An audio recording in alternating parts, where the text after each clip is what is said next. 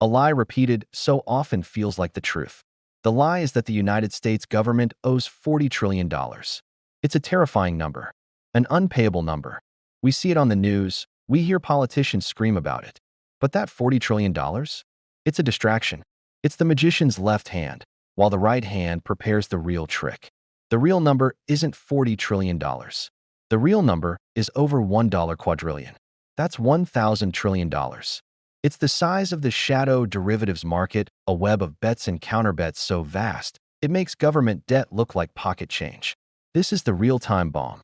And the elite who built it? They know the fuse is lit. They aren't planning to pay the $40 trillion debt. They're planning to vaporize it, along with the entire dollar-based system, in a controlled demolition. And they're using gold and Bitcoin as their escape hatch. What you're feeling right now, the inflation that eats your paycheck, the feeling that you can't get ahead, the sense that the system is rigged, that is the pressure building before the explosion. This isn't a theory. This is the playbook for the greatest wealth transfer in human history. A robbery so sophisticated, you won't even know it's happening until your savings are gone. I see you all checking in from around the world. Let me know in the comments where you're watching this financial war from. And if you're new here, subscribe. Because we're not just observing the official economy. We're tracking the real one. The one they don't want you to see. To understand the reset they're planning, you can't look at 1933. That was a simple gold confiscation. Child's play. You have to look at 1971. August 15th, 1971. President Richard Nixon appears on television. He looks the nation in the eye and announces he is temporarily suspending the convertibility of the dollar into gold. This event, known as the Nixon shock, didn't just end the gold standard. It gave birth to the monster we live with today. Before 1971, the dollar was an anchor. It was a claimed check for a fixed amount of gold. This put a natural limit on how much money the government could print and how much debt it could issue. But Nixon cut the cord. He severed the dollar from reality. He turned it into pure fiat currency, money backed by nothing but government promise and military power. What happened next? The official story is that this new flexibility allowed the global economy to boom. It allowed for financial innovation. But here's what really happened.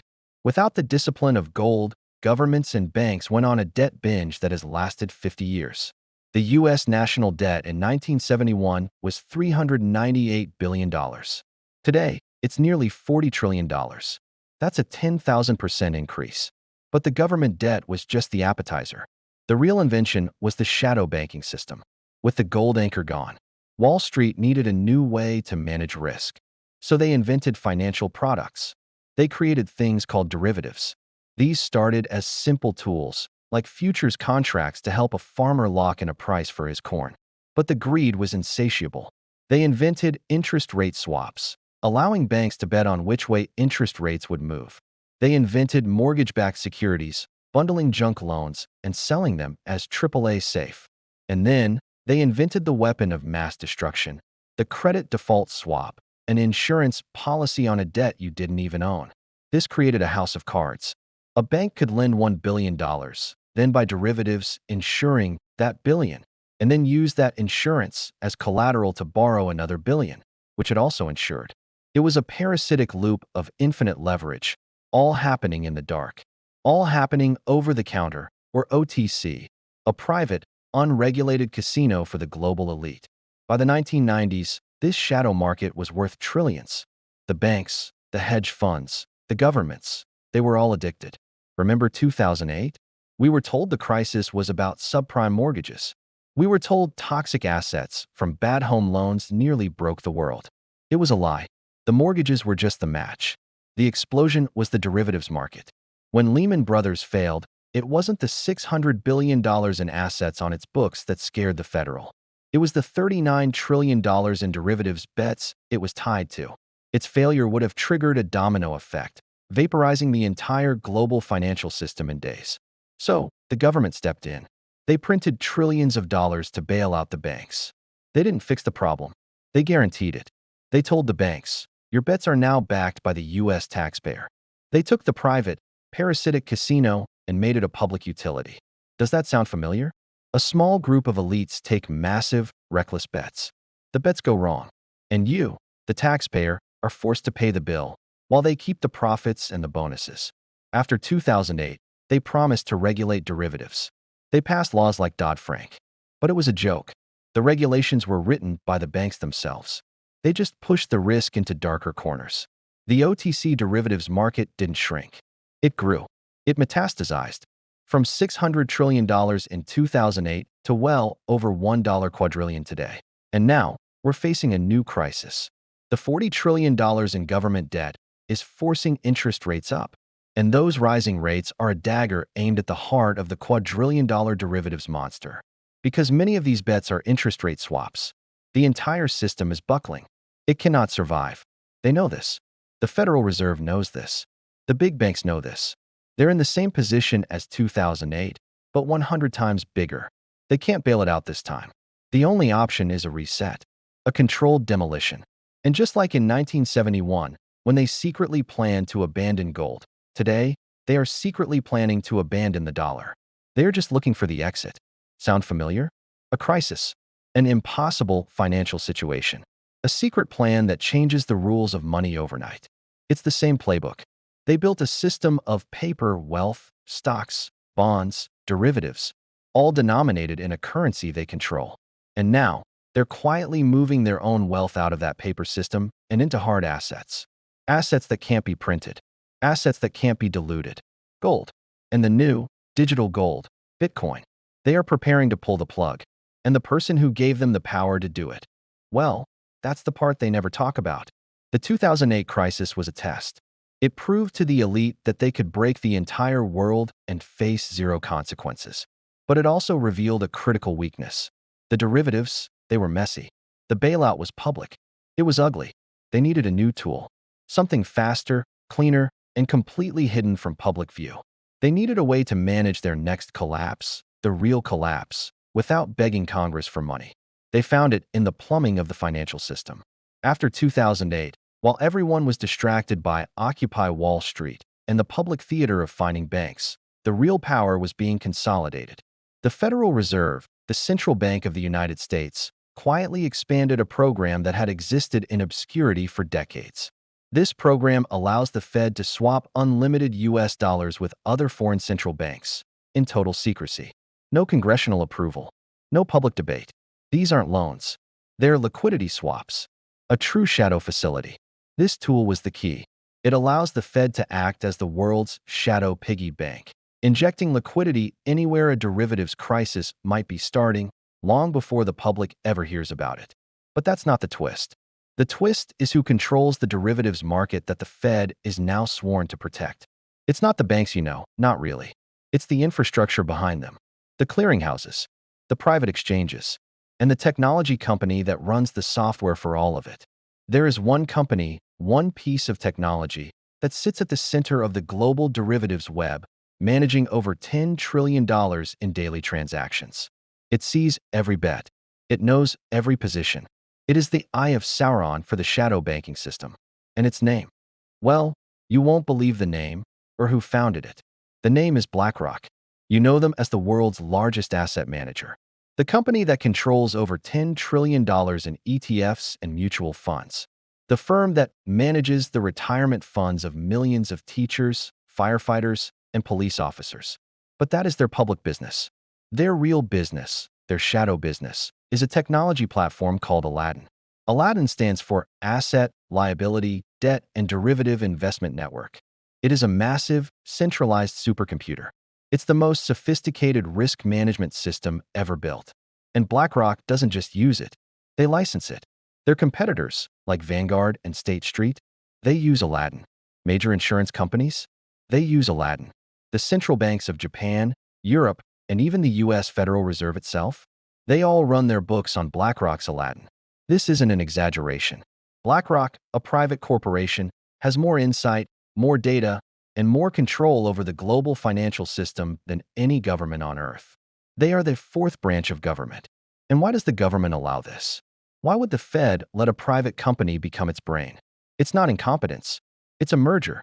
Look at the names. The revolving door is no longer a door. It's a single, open hallway. BlackRock executives run the Treasury. Former Fed chairs sit on BlackRock's board. It is one entity, a public-private hydra. when the Fed needs to stress test the banks to see if they can survive a crisis. What system do you think they use? Aladdin. When the European Central Bank war games a euro collapse. Aladdin. When BlackRock itself decides where to allocate your pension money. Aladdin. This platform is not an observer of the market. It is the market. It front-runs everything. It models the panic, it models the public's response, and it models the exact moment to pull the trigger. It is the architect of the controlled demolition. Now, let's connect the dots. The world is built on a $1.20 quadrillion. That's $1,200 trillion derivatives bubble, according to the Bank for International Settlements' own notional estimates. This is the bomb.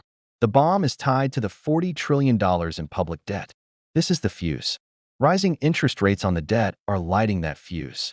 BlackRock's Aladdin is the only system on Earth that sees where all the bombs are. It knows which banks will fail first. It knows which currencies are exposed. It knows exactly when the dominoes will fall. And the Federal Reserve, which also uses Aladdin, knows it too. So what is the reset? It's the plan BlackRock and the central banks have designed using Aladdin. It's not about saving the dollar. It's about managing its collapse. Here is the illusion. You think of gold and Bitcoin as anti-system assets. You think you're escaping the Fed by buying them. This is the lie. Here is the reality. The elite are using the derivatives market to hoard these assets for themselves before the reset. How? Through over-the-counter, OTC derivatives. Let's look at the other shadow market. The COMEX, the Commodities Exchange. For decades, the COMEX has been the home of paper gold. It's a place where banks can trade hundreds of ounces of paper contracts for every one physical ounce of gold they actually have in their vault. This is a fact. They call it fractional reserve gold. I call it a fraud. For years, this system of illusion worked because almost nobody took delivery. They just settled their paper contracts in cash, dollars. But now, someone is taking delivery. Quietly, in the dark, while the public is distracted by the new, shiny Bitcoin ETFs, which are just the new COMEX, a new form of digital paper. The real players, the sovereign wealth funds, the hidden family offices, the central banks themselves, are using the old system to drain the vaults. They use OTC derivatives to suppress the paper price of gold, making it look boring, while simultaneously using that fake price to buy up the physical supply. It is the greatest bait and switch ever conceived. They are swapping their quadrillions in soon-to-be worthless paper for the only real money that has ever existed. They sell you a gold ETF or a Bitcoin ETF, a derivative, an IOU. You get the price exposure, but they keep the underlying asset. And in the shadow market, it's even worse. Hedge funds and sovereign wealth funds aren't buying Bitcoin on Coinbase. They're going to the OTC desks at the big banks and buying total return swaps or unfunded forwards. These are derivatives that allow them to get massive exposure to gold and Bitcoin without a single transaction appearing on a public exchange. They are building a $10 trillion off-balance sheet position in hard assets, using the very derivatives that caused the crisis. This is parasitic finance at its peak. Think about the scale of this. The entire market cap of Bitcoin is, say, $2 trillion. The reported gold held by central banks is about $3.5 trillion. The shadow derivatives market is $1.20 quadrillion. They have the firepower to buy the entire supply of Bitcoin and gold 50 times over using this shadow leverage. And they're doing it quietly. This is the engineered collapse. Step 1. The accumulation. This is happening now. The elite use the derivatives market and their ETF products to absorb all the available physical gold and cold storage Bitcoin from the paper holders.